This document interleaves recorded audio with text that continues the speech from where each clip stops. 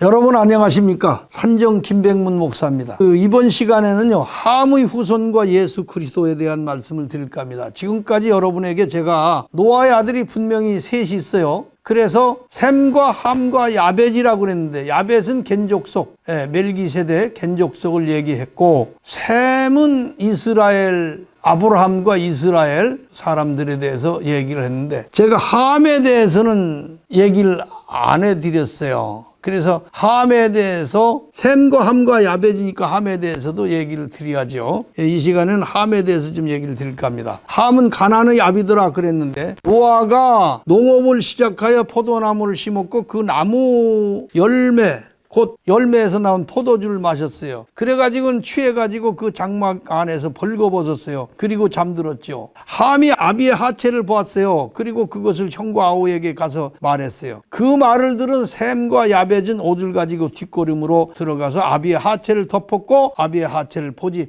아니하였다 했습니다. 술에서 깨어난 노아가 자신이 술이 취하여 잠든 사이 일어났던 모든 경위를 세 아들을 불러 추궁했어요. 어떻게 된 거냐? 둘째 아들이 자기가 벌거벗고 잠든 것을 형제들에게 알린 것을 다 알게 되었고, 큰 아들과 셋째 아들이 뒷걸음질 쳐서 자신의 하체를 외면하고 옷으로 덮어준 사실도 다 듣게 됐어요. 그래서 노아는 세 아들의 행한 대로 하나님의 심판이 내려지도록 하나님께 청구를 합니다. 첫째, 함의 아들 가나안이 저주를 받기를 구하였어요. 가나안은 생과 야벳 형제들의 종이 되기를 원한다 그랬어요. 둘째로, 셈과 그 후손들은 노아가 기거한 장막의 주인이 되게 하시고 함의 아들 가나안의 후손들이 그 장막에서 셈의 종이 될 것을 원한다 그렇게 했어요. 셋째로, 야벳은 창대케 하사 셈의 장막에서 손님처럼 대접받으며 셈의 머리 노릇하게 되기를 구한다 그랬어요.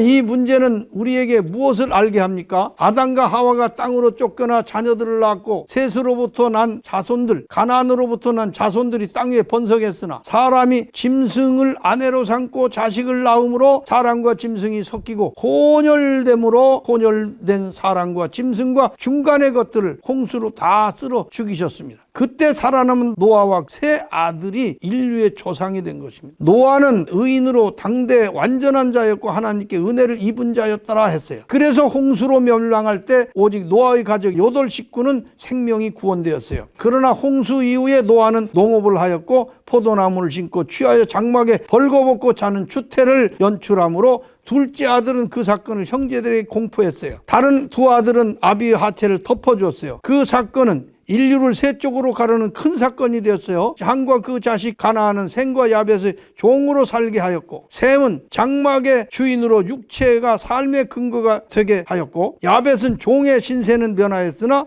셈의 장막에 가는 나그네가 되게 하심으로 삶의 객이 된 것입니다. 첫사람 아담은 불순종으로 육체의 본능을 인류에 유산하였는데, 둘째 노아는 인류의 조상이 되는 이 사람은 세 아들에게 저주의 종과 본능의 주인이 되고 나그네 된 고난의 삶을 심어놓게 된 것이다. 예수님이 오셔서 이 세 가지 근본 매듭을 해결해 주시지 않으면 안 되었던 것입니다. 그래서 예수님이 세상에 오실 때는 셈의 족속으로 율법 아래 나게 하셨고, 예수님이 세상에 사실 때는 종의 종이 되어 함의 매듭을 풀어주셨습니다. 그리고 노아가 가나안을 저주한 그 저주를 받아 십자가에서 죽으셨습니다. 그리고 야벳을 창대케 하신 예언을 성취하셔서 멜기세덱의 지위, 곧 겐족속으로 부활하셔가지고 나그네의 지위를 높이시고 대제사장이 되셨습니다. 예수님 당시 유대인들이 사도들을 핍박하는 환란이 일어났을 때 성도들이 모여서 무엇라 기도했습니까? 사도행전 4장 27절에 보면 하나님의 기름 부으신 종 예수의 뜻을 이루기 위해서 모였다고 했어요. 사도행전 4장 30절에 보면 거룩한 종 예수의 이름으로 표적과 기사와 치료의 역사가 나타나게 하시옵소서. 그러니까 여기 지금 기름 부으신 종 예수, 거룩한 종 예수 이렇게 했어요. 사도행전 3장 26절에 보면 하나님이 그 종을 세워 복 주시려고 너에게 보내셨다고 했어요. 종을 세우셔서. 사도행전 3장 13절에 보면 하나님이 그 종 예수를